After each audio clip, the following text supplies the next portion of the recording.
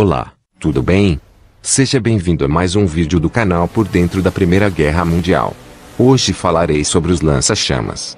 Desde já agradeço o seu like, e se for novo aqui, se inscreva. Talvez o medo mais primitivo e profundo de homens há milhares de anos, desde flechas ardentes até caldeirões escaldantes de petróleo. O original é muito mais antigo. Alguns desenhos mostram que armas capazes de cuspir fogo à distância já eram pesquisadas no século VI. Os gregos, sempre engenhosos, os propelidos com pistões. No entanto, não foi até 1913 que um inventor alemão chamado Richard Fiedler aprimorou e refinou a chama pura como uma arma controlável e eficiente, bem a tempo de desencadear um inferno ardente nos campos de batalha da Primeira Guerra Mundial. O húngaro Gábor Szokáty um tempo depois melhorou a arma, inventando o modelo de lança-chamas que foi usado pela primeira vez pelo exército alemão na Primeira Guerra Mundial. Gábor Szokáty foi o único húngaro na lista de criminosos de guerra reunidos pela França após a guerra, devido à invenção do seu lança-chamas. O conceito básico do lança-chamas era espalhar fogo contra uma posição inimiga, lançando um jato concentrado de combustível em chamas. Dois modelos, um maior e outro menor, foram desenvolvidos por Richard Fiedler para o exército imperial do Kaiser em 1901. Levou mais 12 anos para Fiedler resolver problemas de projeto e superar as objeções da equipe geral alemã, mas eventualmente os dois modelos de Flammenwerfer, o termo alemão para lança-chamas, foi adotado para uso em campo por 3 batalhões de choque especialmente organizados. O lança-chamas menor e mais leve, o Klein Flammenwerfer, que significa pequeno lança-chamas, foi projetado para uso portátil e podia ser transportado por um só homem. Usando ar pressurizado e dióxido de carbono ou nitrogênio como catalisador, disparava uma corrente de óleo em chamas a mais de 15 metros e tinha combustível suficiente para cerca de 2 minutos do tempo total de queima, embora não consecutivamente. Cada vez que o operador desejava disparar uma nova explosão, ele precisava substituir o dispositivo de ignição, um sério inconveniente que levava a uma vida útil limitada para o Klein Flammenwerfer. O lança-chamas grande funcionava de maneira semelhante, mas tinha um alcance maior, quase o dobro do modelo menor. Ele conseguia sustentar o jato de chama por quase 40 segundos, mas tinha grandes desvantagens, pois consumia mais combustível e, portanto, custava mais caro operá-lo. Também era tão pesado que não podia ser carregado e operado por um só homem. Apesar dos problemas, os dois modelos entraram em serviço no exército alemão durante a Primeira Guerra Mundial.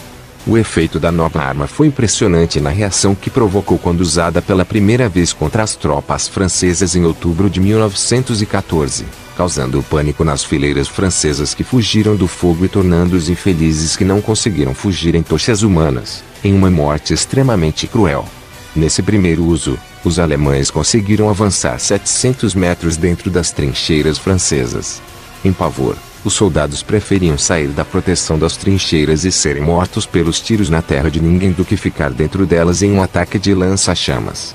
Como um reconhecimento, o batalhão de Flammenwerfer recebeu uma homenagem pelo seu sucesso na batalha, com a permissão para usar o crânio na manga esquerda do uniforme. No entanto, seu uso foi esporádico, limitado a uma parte isolada da frente ocidental.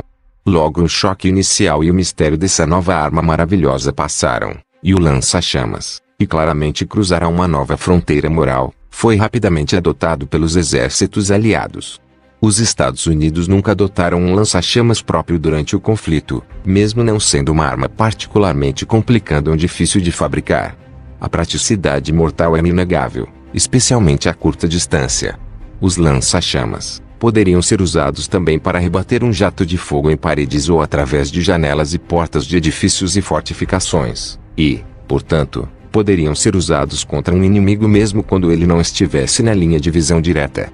Em muitos casos, mesmo quando as chamas não atingiam os alvos pretendidos, consumiam tanto oxigênio em um espaço confinado que os soldados inimigos sufocavam, debativelmente uma morte mais humana, embora menos imediata do que incinerada. Um jato de combustível também poderia ser pulverizado em uma área designada e inflamado a uma distância mais segura com outra explosão, uma técnica que viria a ser conhecida como tiro molhado, que produzia uma imensa bola de fogo.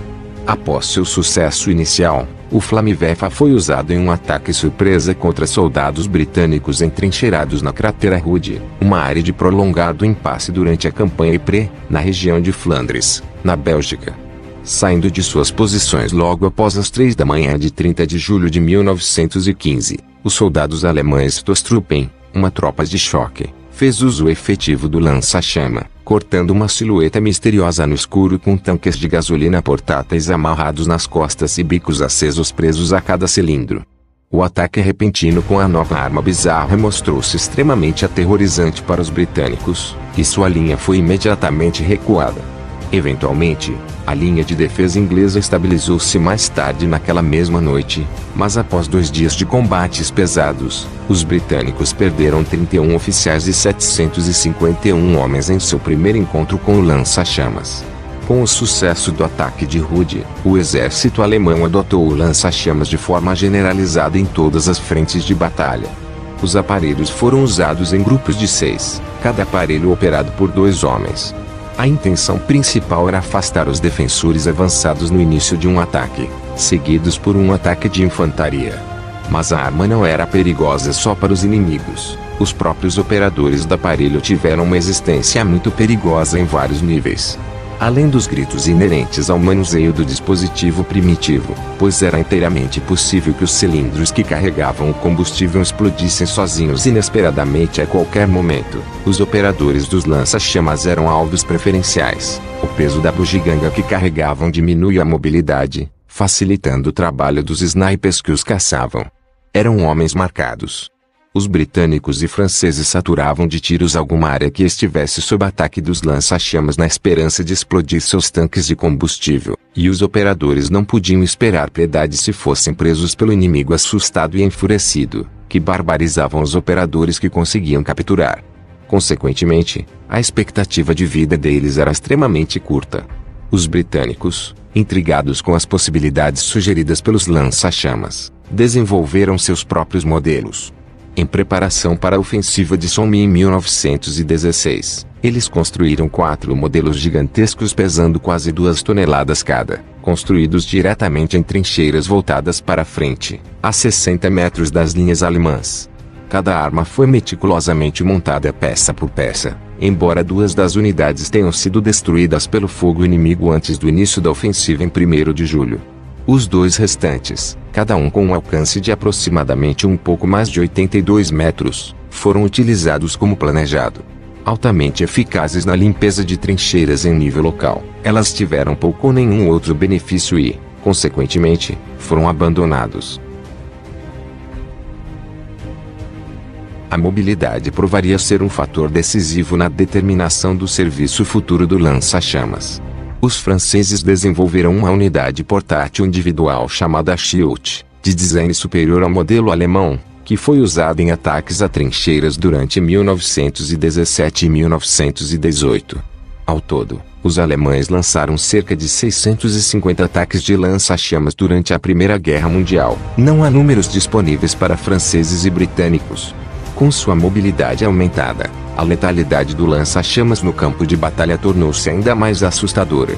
No final da guerra, seu uso foi estendido à montagem em tanques, uma inovação que foi levada adiante na Segunda Guerra Mundial. Sobre este terrível aparelho, um militar da época afirmou: qual era o objetivo dessa arma? Cujo portador estava praticamente condenado à morte, que não foi suficientemente longe para dar nome e que, se realmente funcionasse, teria que ser uma abominação aos olhos de todo soldado honesto. Com uma certa razão, uma comandante de uma companhia costumava dizer: vale a pena pendurar o inventor do lança-chamas nas pernas até que seja inflamado, até que fique crocante por todos os lados como um ganso de martim. Os lança-chamas tinham se desenvolvido como uma arma única que poderia ser usada em uma infinidade de capacidades, destruindo as instalações inimigas, limpando vastas áreas e negando terreno e, o mais importante, infligindo severa intimidação psicológica às vítimas pretendidas. Bom, espero que você tenha gostado do vídeo. Curta para dar uma força a esse pequeno canal.